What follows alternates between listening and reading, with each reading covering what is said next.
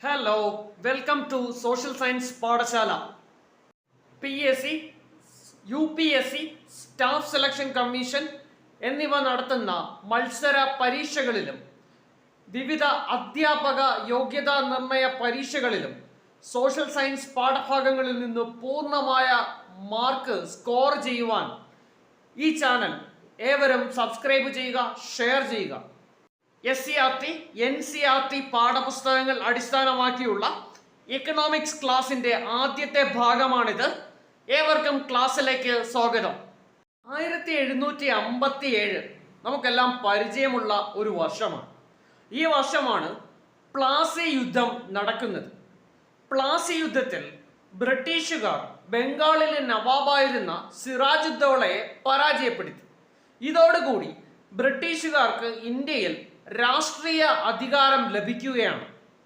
അതിനെ തുടർന്ന് ഒരു 200 കൊല്ലത്തോളം 1947 ഓഗസ്റ്റ് 15 വരെ ഇന്ത്യ ഭരിച്ചത് ബ്രിട്ടനാണ്. ഈ കാലയളവിൽ ഇന്ത്യയിൽ അവർ അനുവർത്തിച്ച ചില നയങ്ങളിലൂടെ, ചില സാമ്പത്തിക നയങ്ങളിലൂടെ ഇന്ത്യയുടെ സമ്പത്ത് മുഴുവൻ ബ്രിട്ടനിലേക്ക് ഒഴുകി. ഈ ഒഴുക്കിനെ ഡ്രെയിൻ തിയറിയിലൂടെ വെളിച്ചത്ത് കൊണ്ടുവന്നത് ഇന്ത്യൻ സാമ്പത്തിക ശാസ്ത്രത്തിന്റെ പിതാവ് എന്നുകൂടി അറിയപ്പെടുന്ന ദാദാഭായ് നവറോജിയാണ്.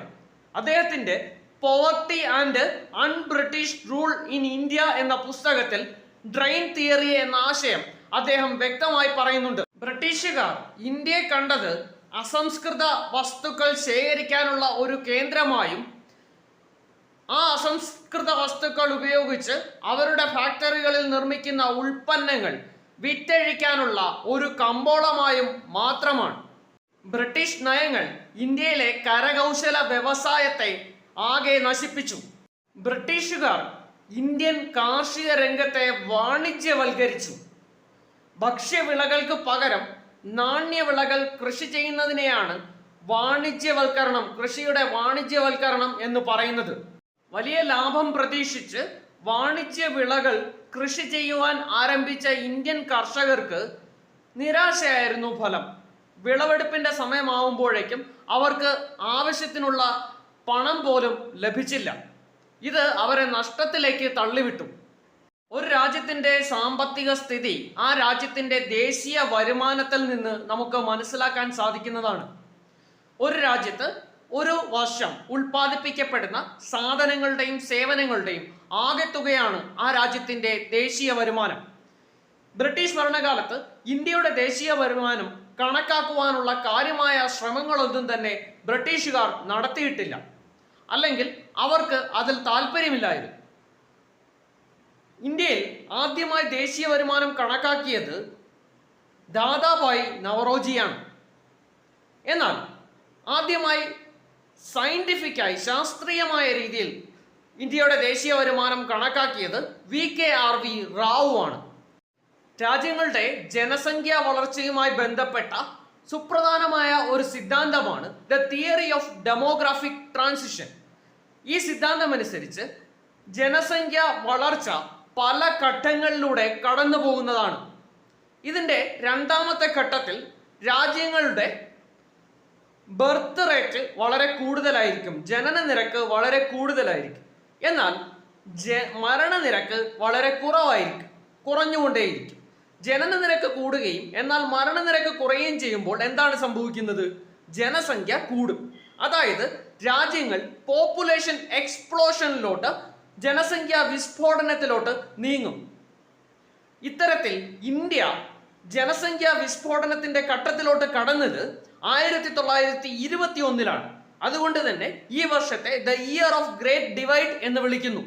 ഇന്ത്യയിൽ ഔദ്യോഗികമായി ആദ്യമായി സെൻസസ് നടന്നത് 1881 WC പ്ലോഡൻ ആയിരുന്നു അന്നത്തെ സെൻസസ് കമ്മീഷണർ. ബ്രിട്ടീഷ് നയങ്ങൾ ഏറ്റവും അധികം ബാധിച്ചത് ഇന്ത്യയിലെ കരകൗശല വ്യവസായത്തെയാണ്. അതായത് ഇന്ത്യയിൽ നിന്നുള്ള കരകൗശല വസ്തുക്കൾ കയറ്റുമതി ചെയ്യണമെങ്കിൽ ബ്രിട്ടന് ഉയർന്ന നികുതി നൽകണമായിരുന്നു. അതോടുകൂടി വിദേശ മാർക്കറ്റുകൾ ഇന്ത്യൻ കരകൗശല വ്യവസായികൾക്ക് നഷ്ടമായി. അതേസമയം തന്നെ ബ്രിട്ടീഷ് ഉൽപ്പന്നങ്ങൾ വളരെ കുറഞ്ഞ ചിലവിൽ ഇന്ത്യയിലേക്ക് എത്താൻ തുടങ്ങിയിരുന്നു. ഇത് രണ്ടും ഇന്ത്യയിലെ കരകൗശല വ്യവസായങ്ങൾ നശിക്കാനുള്ള പ്രധാന കാരണങ്ങളാണ്. മറ്റൊരു കാരണം കൂടിയുണ്ട്, അതെന്താണെന്ന് നമുക്ക് പരിശോധിക്കാം. ഇന്ത്യയിൽ രാജാക്കന്മാർ ഭരിച്ചിരുന്ന സമയത്ത് കരകൗശല വ്യവസായത്തെ വളരെയധികം പ്രോത്സാഹിപ്പിച്ചിരുന്നു. കരകൗശല വ്യവസായികൾ രംഗത്ത് പ്രവർത്തിക്കുന്ന ആൾക്കാരെ രാജാക്കന്മാർ ധനസഹായം നൽകിയൊക്കെ സപ്പോർട്ട് ചെയ്തിരുന്നു. ബ്രിട്ടീഷുകാരുടെ വരവോടുകൂടി രാജാക്കന്മാർ തന്നെ ഇല്ലാതായി. അങ്ങനെ അവർക്ക് ആ സപ്പോർട്ടും നഷ്ടമായി. ഇന്ത്യയിൽ ബ്രിട്ടീഷ് ഭരണകാലത്ത് വ്യാവസായിക രംഗത്ത് കാര്യമായ പുരോഗതി ഒന്നും നേടുവാൻ സാധിച്ചിട്ടില്ല.